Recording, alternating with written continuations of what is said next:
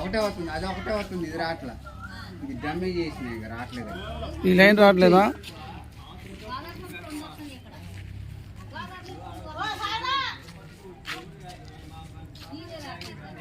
ఇగో ఇక్కడ ఉండేదన్న లైన్, ఇది యువతల లైన్. అవతల లైన్కి మేము వేసుకొని ఈ పైప్ ద్వారా పట్టుకుంటున్నాం. ఇది అవతల లైనా? అవతల లైన్ ఇది, ఈ పైప్ అవతల లైన్ నుంచి యువతల పట్టుకుంటాం. ఈ గాడి నుంచి వేసుకొని ఆ పైప్ ద్వారా వేసుకుంటున్నాం. ఇది అసలే రావట్లా. ఇప్పుడు ఈ బార్ రావట్లే, ఈ బార్ రావట్లే అసలు. ఈ బార్ నుంచి అవతల లైన్ నుంచి ఎక్కడ దాకా ఉంది, దాకా ఉంది. జామ్ అయిపోయినట్టుంది, ఏముంటో తెలియదు. కానీ కొద్దిగా ఏమన్నా వదిలినా దానికి కనెక్షన్ ఎట్టిచ్చారో తెలియదు. కానీ అడుగు బుడిగా ఏమన్నా నీళ్ళు వస్తే చివరికి వచ్చేది డౌన్ కాబట్టి ఆడదాకా వచ్చాయి. ఆడదాకా ఆ డౌన్లోకి కొద్దిగా పైపు మన చెమ్ము పెడితే వచ్చాయి. ఆ చెమ్మును పట్టుకొని బిందెలు పోసుకోవాల్సి వస్తుంది. ఇప్పుడు దీనికి కనెక్షన్ ఎట్టిచ్చారో తెలియదు. దీనికి మిషన్ భగీరథ అసలు లేదు. మిషన్ భగీరథ అసలు రానే రావట్లే. ఇగో కనెక్షన్ ఇదే కదా పడుకుంది, ఏది రానే రావట్లే. ఇగో ఈ పైపు మిషన్ భగీరథ అదేనా? ఇది కింద సాన్ పైపు, ఇది రావట్లే. ఏదేది? ఇది అక్కడ నుంచి అవతల నుంచి ఇచ్చిన లైన్ ఇది, అది కూడా రావట్లే. అది ఏదో తుప్పురపు గ్యాస్ వచ్చినప్పుడల్లా నీళ్ళు కొట్టి చూడు, ఆ మాత్రం వస్తుంది.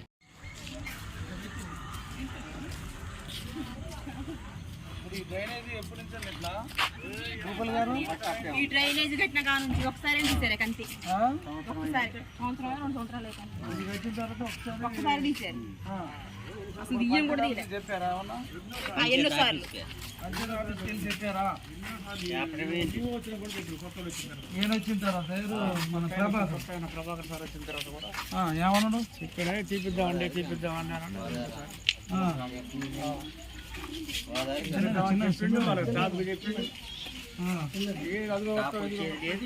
దీనికి ఎదిపోవాలి. ఇది దీని కాలువ ఎదిపోవాలా, కిందికి పోవాలి. ఇది నుంచి అటు తీస్తే వెళ్ళిపోతుంది అంతే. అయితే దీన్ని తీయట్లేదా? ఇది డ్రైను. ఈ డ్రైన్ అనేది గతంలో మన భూపల్లి నరసింహరావు గారు మాజీ జెడ్పీటీసీ ఇల్లు ఉంటున్న లైన్ ఇది.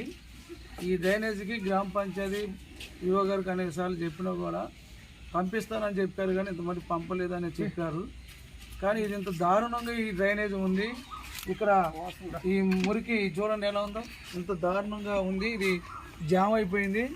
వర్షం వస్తే మొత్తం రోడ్డు మీదకే పొర్లి ఈ యొక్క మురికి మొత్తం రోడ్డు మీద ఉండటం వల్ల పిల్లగాళ్ళు బట్టి వీళ్ళందరూ కూడా అనేక ఇబ్బందులకు గురవుతున్నారు. ఇది ఈ వర్షాకాలం సీజన్ కాబట్టి మలేరియా డెంగ్యూ వచ్చే పరిస్థితి ఉంది కాబట్టి వెంటనే ఈ యొక్క డ్రైనేజీని క్లీనింగ్ చేపియాలా, లేకపోతే పంచాయతీ ఆఫీస్కి మరి ఇక్కడ ఉన్న బజార్ జనాలందరూ కూడా వచ్చి నిరసన తెలియజేసే పరిస్థితి కూడా ఉంటుందని కూడా ఇక్కడ ఈ ప్రాంతం ప్రజలందరూ కూడా చెప్పడం జరుగుతుంది.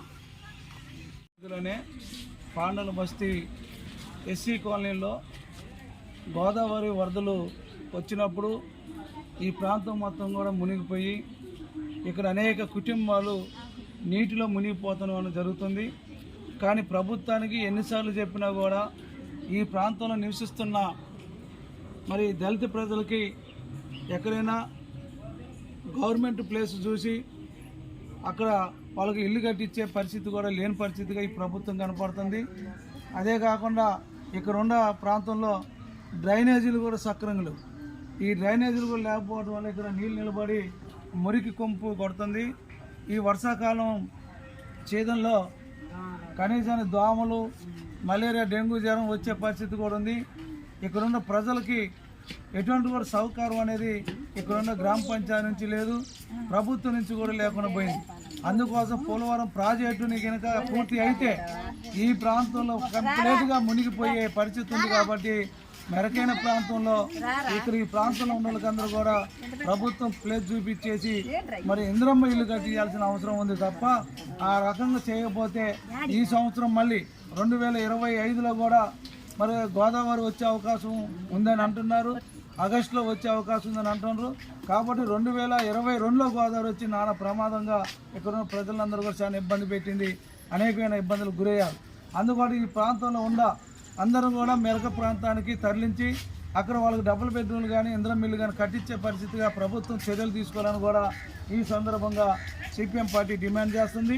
అట్లాగైనా చేయని పక్షంలో ఉంటే ఈ యొక్క బురంపాడు ఎంఆర్ఓ ఆఫీసును కూడా పెద్ద ఎత్తున ముట్టడేస్తాము. అదే రకంగా ఈ ప్రాంతంలో పోలవరం ప్రాజెక్టు కింద మునిగిపోయే గోదావరి ప్రాంతంలో మునిగిపోయే వాళ్ళందరూ కూడా కదిలిచ్చేసి ఖచ్చితంగా ప్రభుత్వానికి వ్యతిరేకంగా పోరాటం చేస్తామని కూడా ఈ సందర్భంగా చెప్తున్నాము. అదే రకంగా ప్రజలందరూ కూడా ఈ యొక్క వాళ్ళ యొక్క ప్రాణాలు కాపాడుకోవడానికి ఎంత పోరాటానికైనా ముందుకు వచ్చే అవకాశం ఉంది కాబట్టి ప్రభుత్వానికి మేము ఈ రకంగా గుర్తు చేస్తున్నాము. ఈ వచ్చే గోదావరికైనా